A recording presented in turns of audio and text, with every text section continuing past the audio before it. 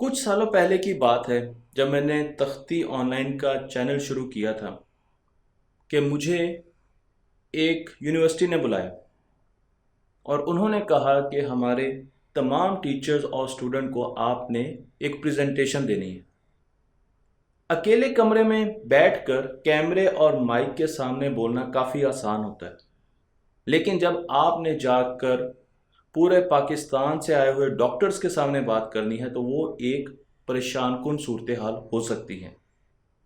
मुझे डर यह था कि कहीं मैं चोक ना कर जाऊं, कहीं मैं घबरा ना जाऊं और घबराने के बाद ऐसा ना हो कि मैं सब कुछ भूल जाऊं, क्योंकि मेरे सामने हिस्ट्री में ऐसे कई वाकयात मौजूद थे जहां बड़े बड़े लोग परेशानी में चोक कर गए। और मैंने उस पर बहुत ज़्यादा स्टडी की और एक छोटी सी टिप से मुझे अंदाज़ा हुआ कि ये बहुत आसान काम है कि किस तरीके से आप एक मुश्किल सिचुएशन में, एक मुश्किल एग्ज़ाम में, एक मुश्किल इंटरव्यू में अपने नर्व्स को, अपने असाब को काबू में रख सकते हैं। ये बात है 1999 की।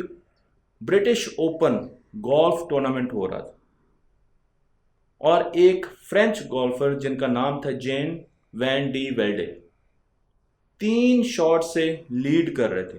काफ़ी बड़ा मार्जिन था और सब लोग यही समझ रहे थे कि ये चैंपियन होंगे। लेकिन फिर कहा जाता है कि स्पोर्ट्स की दुनिया का सबसे बड़ा चोक हुआ। जेन वैंडी चोक कर गए और आप यहां पर देख सकते हैं कि वो किस तरीके से पानी में गोल्फ की गेंद को ढूंढने की कोशिश कर रहे हैं।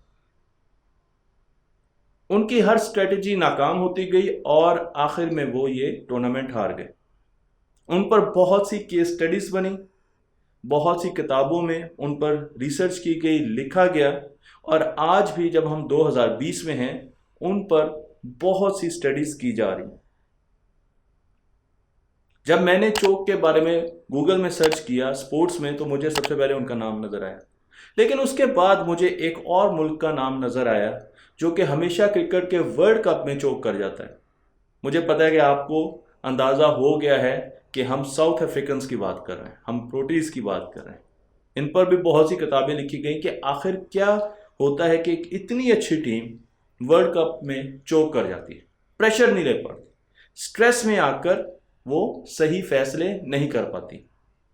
मैं आपको मिलाता हूं डॉक्टर सियान ली बेलेक से, सियान एल बेलेक से, जो कि फुटबॉल खेलने की बहुत शदाई थी। आहिस्ता आहिस्ता वो अपना नाम कमाती गई, गोलकीपर थी। एक मर्तबा उनके मैच में उनको खास तौर पर देखने के लिए नेशनल टीम के कोच आए। ये वो टाइम था जब डॉक्टर साहबा चोक कर गई और एक बहुत ही आसान गोल खा बैठी। बहुत परेशान हुई, कोच वापस चले गए, सिलेक्शन नहीं हुई और फिर उन्होंने सोचा कि आखिर लोग क्यों चोक करते हैं, परेशानी में इंसान क्यों गलत फैसले करता है या माऊफ क्यों हो जाता है। और उसके लिए उन्होंने बहुत ज़्यादा रिसर्च की और अपनी किताब लिखी जो कि मैं आपको यहाँ पर दिखा रहा हूँ। मैं आपको उनकी स्टडी से, उनकी रिसर्च से कुछ ताज़ा ताज़ा कुछ चीज़ें बता देता हूँ, लेकिन आखिर में आपको एक ऐसी टिप दूंगा जो आपको बताएगी, जो आपको फ्यूचर में आपके लिए बहुत ज़्यादा अहम साबित होगी।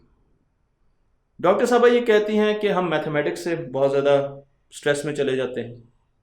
मैथमेटिक्स पर जब उन्होंने रिसर्च की तो उन्होंने देखा, क्योंकि वो एफएमआरआई स्कैन्स करती हैं अपने सब्जेक्ट्स की, तो उन्होंने देखा कि जिन लोगों को मैथमेटिक्स पसंद नहीं है, अगर उनको आप सिर्फ यही कह दें कि अब आपको मैथमेटिक्स के सवाल करने, आपने सवाल दिए ना हो, सिर्फ आपने ये कहा हो कि अब आपने मैथमेटिक्स के सवाल करने हैं, तो उनके दिमाग के ऐसे हिस्से एक्टिविटी शो करना शुरू कर देते थे, ज़्यादा एक्टिविटी शो करना शुरू कर देते थे जो कि फिजिकल पेन से रिलेटेड होते हैं, यानी उनको सचमुच में दर्द होता था। मैं आपको उनके दिमाग के स्कैन्स दिखा रहा हूं जहां आप देख सकते हैं कि उनके सिंगुलर कॉर्टेक्स और इंसुला दोनों हाइपर एक्टिव हैं। इसका मतलब यह है कि अभी सवाल उनके सामने नहीं आए मैथमेटिक्स के, लेकिन उनको फिजिकली अजियत मिल रही है, उनको दर्द हो रहा है। उनको और ज़्यादा परेशान करने के लिए डॉक्टर साहबा ने टेस्ट के दौरान उन पर कई कंडीशंस लगा दी। मसलन एक कंडीशन ये लगाई कि अगर आपने इस टेस्ट में, इस एग्ज़ाम में अच्छा ना किया तो आपके बेहतरीन दोस्त को स्कॉलरशिप नहीं मिलेगी। तो उस पर और ज़्यादा प्रेशर आ गया। फिर उन्होंने देखा कि अगर बच्चों के सामने कैमरा लगाकर उनकी रिकॉर्डिंग की जाए जब वो क्वेश्चंस कर रहे हैं कंप्यूटर पर, तो बच्चे और ज़्यादा परेशान हो जाते हैं, क्योंकि साथ साथ उनकी एफएमआरआईज भी हो रही थी, उनके स्कैन्स भी हो रहे थे। और बच्चों ने बहुत सिंपल सवाल गलत करने शुरू कर दिए।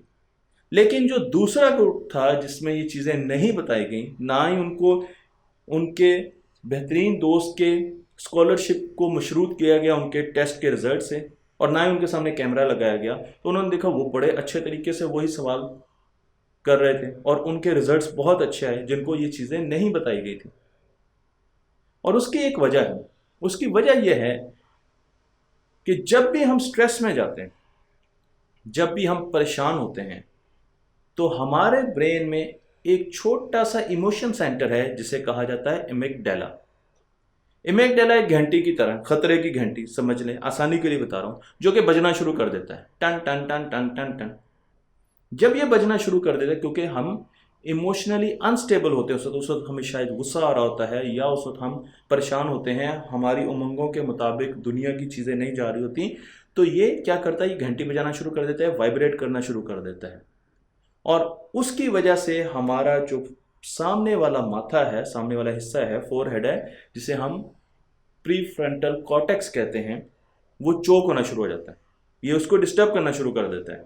यहाँ पर हमारी वर्किंग मेमोरी होती है, जिसमें हम 7 मुख्तलिफ पॉइंट्स रख सकते हैं और उस पर वर्किंग कर रहे होते हैं। हम सोच रहे होते हैं, हम डिसीजन मेकिंग कर रहे होते हैं, अब मैंने क्या करना है, इसको कैसे हैंडल करना है, इस प्रॉब्लम को कैसे करना है, ये सारी की सारी चीज़ें हमारी वर्किंग मेमोरी में चल रही होती है। तो हमारा प्रोसेसर, आप समझ लें, छोटा सा प्रोसेसर वर्किंग मेमोरी होती है।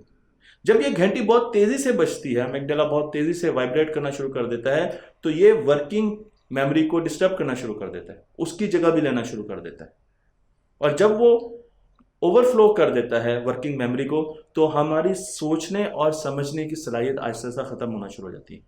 हमें लगता है कि शायद हम कुछ कर ही नहीं सकते, हम पैनिक कर जाते हैं, हम परेशान हो जाते हैं। और उसके साथ साथ ये 2 किस्म के हार्मोन्स को जनरेट करता है, जिसे स्ट्रेस हार्मोन्स कहा जाता है। एक का नाम है कॉर्टिजोल, जो कि मैं आपको यहाँ पर दिखा रहा हूँ, और दूसरे का नाम है एपिनेफ्रिन। ये पूरी बॉडी में 2 हार्मोन्स जनरेट होते हैं। और कॉर्टिजोल का अगर मैं आपको बताऊं, तो जब ये जनरेट होता है, जब बॉडी से बनाना शुरू करती है, एक्सेसिव बनाना शुरू कर देती है, तो हमारा ब्लड प्रेशर ऊपर जाना शुरू हो जाता है, हमारी शुगर हाई होना शुरू हो जाती है, हमारा मूड ख़राब होना शुरू हो जाता है, और उसके साथ साथ बहुत सी और चीज़ें हमारे अंदर आना शुरू हो जाती हैं। इसके फ़ायदे भी हैं, लेकिन एक्सेसिव जब ये होता है, कॉर्टिजोल पैदा होना शुरू हो जाता है, जो कि एमिगडाला जब वाइब्रेट कर रहा होता है तो ये पैदा होना शुरू हो जाता है। उससे हमारी बॉडी के इम्यून सिस्टम को भी बहुत ज़्यादा फर्क पड़ता है और हम परेशान हो जाते हैं, हम आगे कुछ कर नहीं सकते। अब इनका ये कहना कि हमें किसी तरीके से अपने एमिगडाला को काम डाउन करना है, इसको सुकून में लाना है। ये जो घंटी बज रही है ना, टन टन टन टन, इसको सुकून में लाना, और उसके लिए ज़रूरी है कि हम अपने दिमाग को डाउनलोड कर दें पेपर पर। तो आपने क्या करना है, ये भी एक रिसर्च की गई है कि 2 बच्चों को, 2 कंट्रोल ग्रुप को बिठाया गया, उनके बायो के पेपर थे, बहुत परेशान थे, मेडिकल स्टूडेंट थे, मेडिकल के उनके पेपर थे, बहुत परेशान थे।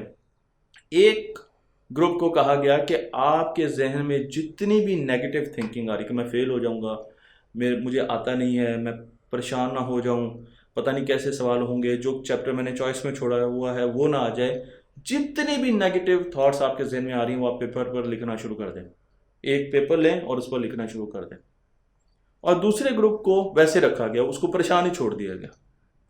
उसके बाद उन दोनों ग्रुप्स के टेस्ट दिए गए। तो डॉक्टर साहब ने देखा कि जिस ग्रुप ने अपने तमाम नेगेटिव थॉट्स पेपर पर लिखे थे कुछ अर्से पहले, एग्जाम से पहले, उनके B+ ग्रेड्स आए, लेकिन जिन्होंने ऐसा नहीं किया था उनके B- ग्रेड्स आए। दोनों की एक जैसी तैयारी थी, एक जैसे स्टूडेंट थे, तमाम बाकी कंडीशंस सिमिलर थी। और फिर उसके बाद उन्होंने बहुत से और रिसर्च किया और उन्हें पता चल गया कि जब भी हम किसी भी ऐसी सिचुएशन में होते हैं जब हम चोक करने वाले होते हैं, जब हम बहुत ज़्यादा परेशान होते हैं, जब हमने इंटरव्यू देना है, एग्ज़ाम देना है, तो सबसे आसान तरीका ये है कि आप अपने अमिगडाला को काम करें, उसको पुरसकून करें। और उसके लिए बेहतरीन तरीका ये है कि आप एक कागज़ में अपनी थॉट्स लिखना शुरू कर दें। मैं जब उस कॉन्फ्रेंस में गया तो मैंने सबसे पहले वहाँ पर जाकर जब मैं डाइस पे खड़ा हुआ और मैंने सब लोगों को देखा, तो मुझे अंदाज़ा हो रहा था कि मेरे हाथों को पसीना आ रहा, मेरा दिल धड़क रहा था और मुझे लग रहा था कि शायद मैं गिर जाऊंगा।